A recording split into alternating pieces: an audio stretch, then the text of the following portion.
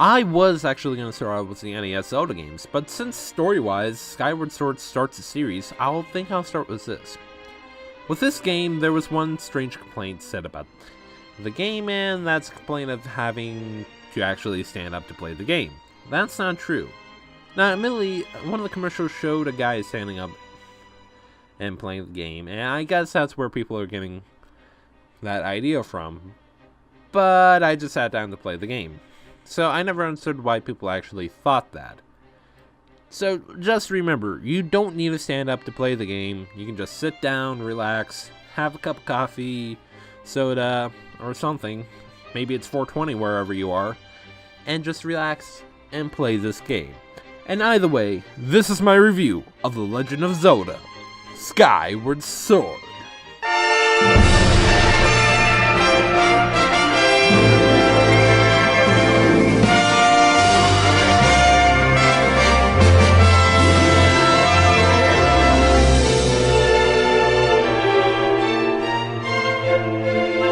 This story is focused on the very first incarnation of Link, living in the Night Academy as a student in the floating town called Skyloft, as he gets woken up by a giant bird called Loftwing. This specific Loftwing is owned by the very first incarnation of Zelda. The bird also has a letter from Zelda for Link, telling him to meet her at the goddess statue. Once he's there, she tells Link to get some last-minute training for a school competition to determine who's next up to be a knight trainee thingamabobber. She says this because Link is lazy. And hey, I can understand. I'm kind of lazy too. And as Zelda's saying that's no excuse, he says that he doesn't feel his Loftwing around. Does that stop her? Ha ha ha! Fuck no. She pushes him off the diving board, and Link almost dies because his bird does not come. Zelda saves him. He has a run-in with this dick named Bruce, finds his bird, becomes a knight trainee thingamabobber, and shit happens. Said shit is, well, Zelda getting sucked up into a tornado.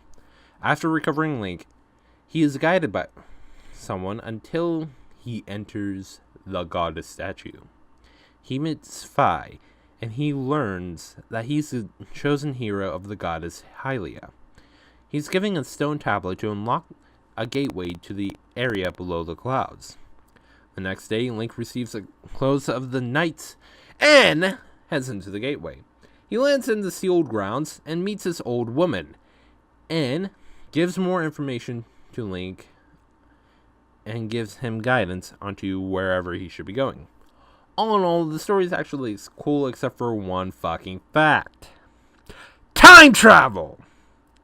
I'm going to bring this up in my Ocarina of Time review. I was going to bring it up in Majora's Mask, but then again, that would be redundant. I don't like this plot device. But setting my thoughts aside, it's actually cool to see the actual origins of the Zelda series. I want to always do this in the Zelda series when it comes down to reviews, but I want to bring up Groose because he's actually a cool character. Because at the start, he's a dick and has his head all the way up his ass. From way up inside there as far as they can fit. Oh, jeez, Rick. He thinks he's better than Link in every way, shape, and form. And even if Link has bested Groose probably more times than we can see, Groose will always still think he's better than Link. But then again, Groose does get better as a character.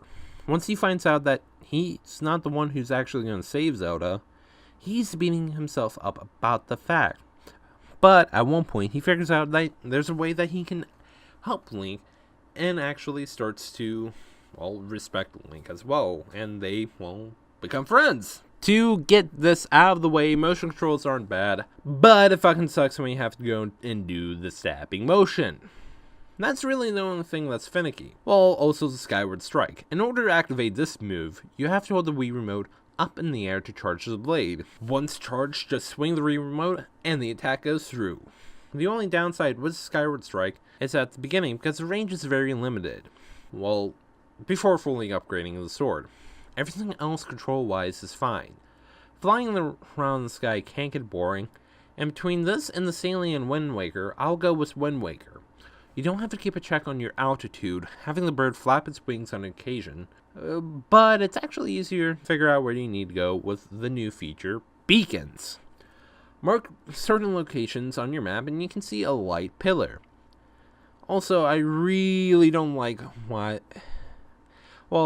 just don't like the fact they got rid of the minimap. I like the minimap. The minimap really helps me out. Don't take away my minimap! The new dowsing mechanic is actually cool and helps find objects. Just point the sword in a direction and the circle in the middle will get bigger or smaller depending on how close you are to the object. Another new mechanic is the stamina meter. This is not needed at all.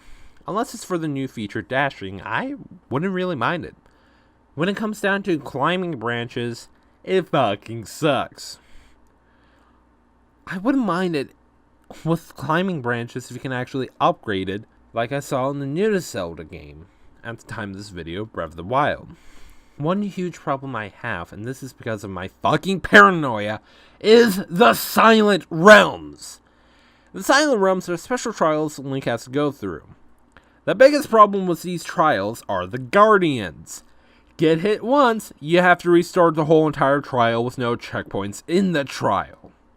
Now, people hate these parts because of getting hit once thing. I hate it because, well, in the words of Yahtzee, it freaks my fucking balls off. This scares the shit out of me because I keep thinking the Guardians is going to start to move around. And when they're starting to move around, I always think one of them is right fucking behind me, and it doesn't fucking help. When one of them is actually near me, there's fucking pulsations that shows up on the screen. This freaks me the fuck out. I believe heart problems run in my family, and me getting freaked out with this does not fucking help. No, you motherfucker! This game looks great, but some of the character designs look weird. I mean, seriously, look at this kid, that guy, hell, look at Link, I mean, what the hell? The only characters that actually look good is Fi, Zelda, and this fucker, Girahim. The music for this game is awesome because of the classical scores used for it. Flying through the air may be boring, but I'd be lying at my goddamn ass if I said I did not love the theme for it. The only theme I don't like is the normal battle theme. It's just boring and doesn't get me into the fight. So, now, taking into account of story, characters, gameplay, graphics, and sound, The Legend of Zelda Skyward Sword gets a 9 out of 10. This is a fun game, but the only downside is the flying around. It's boring as fuck. I'm going to complain about the stamina meter for another time for climbing on the branches, but admittedly, it is a minor complaint. I will also complain about the Silent Realms and decide the thing was getting hit once and having to restart the whole goddamn section! The paranoia thing is just me.